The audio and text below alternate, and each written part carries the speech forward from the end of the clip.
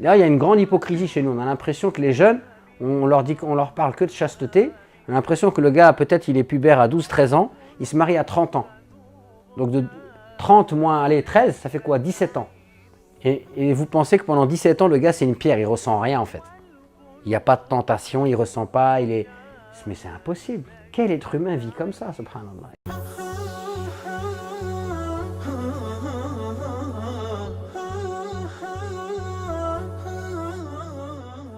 Le désir, c'est qu'on ressent l'envie d'aller vers une personne. Ça peut être, alors je suis désolé, Inna Allah la yastahi min al-haq, c'est la règle de ce séminaire, Allah n'a pas honte de la vérité. D'accord? Donc je vais dire des choses, alors on peut très bien parler de ça avec respect, mais on va pas, il n'y a pas de tabou. D'accord? Donc on va dire les choses. Moi j'ai des jeunes filles qui n'ont aucune expérience des jeunes filles qui n'ont aucune expérience de ce que c'est que la féminité, le corps, la sexualité.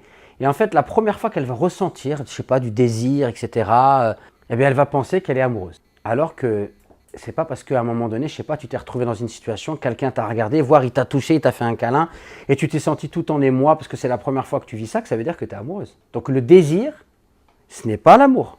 Le désir, c'est simplement que ton corps, il fonctionne. Et quand vous êtes adolescent et adolescente, bah, à un moment donné, ton corps, des fois, il peut s'allumer, quoi. Il y a un frère, un jour, il m'a dit, ouais, je crois que je suis amoureux. Pourquoi? Il m'a dit, bah, j'ai vu une fille hier, elle m'a plu. Ouais. En fait, il m'a dit, je l'ai vue. Après, j'ai dit, astaghfirullah. Après, j'ai baissé ma tête. Mais après, j'ai rêvé cette nuit. D'accord. Et bah, j'ai rêvé d'elle. Ouais. Et bah, j'ai dû faire les grandes ablutions. Ouais. Et bah, ça veut dire que c'est la femme de ma vie. Non, ça ne veut pas dire ça. D'accord? C'est parce que tu es jeune et ton corps, il s'exprime tout simplement. Aujourd'hui, plus qu'avant, on a besoin d'en parler pour comprendre qu'est-ce que c'est, pour ne pas se faire avoir par cette culture dominante qui propose une vision de l'amour qui est très superficielle. Donc tout d'abord, la sexualité, ce n'est pas un sujet occulté par le Coran. Le Coran, il parle de la sexualité et l'homme n'est rien d'autre que le fruit d'un rapport sexuel. Et le Coran nous le rappelle clairement, celui qui a créé le couple du mâle et de la femelle à partir d'une goutte de sperme éjaculé. Moi, je veux comprendre qu'est-ce qui fait que le statut de la sexualité dans le mariage, c'est une bonne chose et que l'islam nous dit que la sexualité hors cas du mariage, c'est pas une bonne chose. Pourquoi? La sexualité dans le mariage, qu'est-ce que ça implique? Ça implique un engagement. D'accord? Ça implique un engagement sérieux, etc. D'accord? S'il y a des enfants qui naissent, bah, ils ont un père et une mère qui sont identifiés, etc. Si on sort du cadre du mariage, la sexualité, qu'est-ce que c'est? Sachant qu'il y a une psychologie masculine de la sexualité qui est beaucoup plus mécanique, d'accord?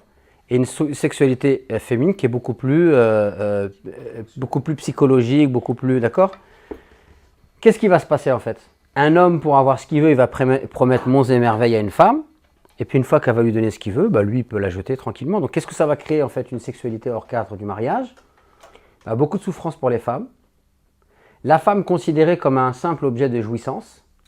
Et puis beaucoup de bâtards dans la société. À ajouter à cela les maladies sexuellement transmissibles, etc. Donc la sexualité en islam, elle n'est absolument pas taboue, mais clairement, elle est saine dans le cadre du mariage. En dehors de ce cadre-là, elle est considérée comme un péché. Un jeune est venu voir le prophète et il lui a dit, voilà, je voudrais me convertir à l'islam, mais je veux juste que tu m'autorises à faire la fornication. Et le prophète va lui dire, est-ce que tu acceptes la fornication pour ta mère? Non. Pour ta sœur? Non. Pour ta fille? Non. Pour ta femme? Non. Et il lui dit, bah, les gens non plus, ils ne l'acceptent pas. Et donc, le prophète a mis la main sur la poitrine de la personne, il a invoqué pour lui et il s'est converti à l'islam, il a délaissé la fornication. Ça fait partie des péchés dont Allah accorde un châtiment dans le Coran, dans Surat al-Furqan. Et on sait que les péchés qui sont stipulés dans le Coran et dont on y associe un châtiment, ça fait partie des péchés graves. D'accord? Après, il y a autre chose, c'est qu'en fait, pour le croyant, tous les péchés sont graves. Après, il y a des péchés qui te concernent que toi. D'accord? Mais il y a des péchés qui impliquent l'autre.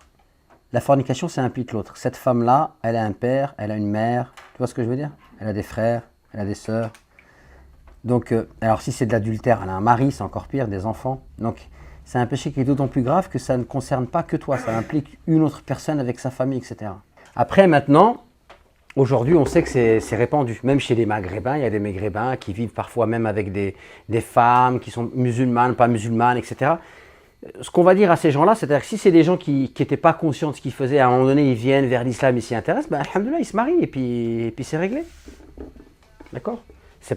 On ne dit pas que c'est irréversible. C'est-à-dire si c'est une personne, elle a fait ça, Ce qui lui est demandé de faire maintenant, à partir du moment où elle prend conscience de cela, c'est de se marier. Il faut se marier le plus vite possible.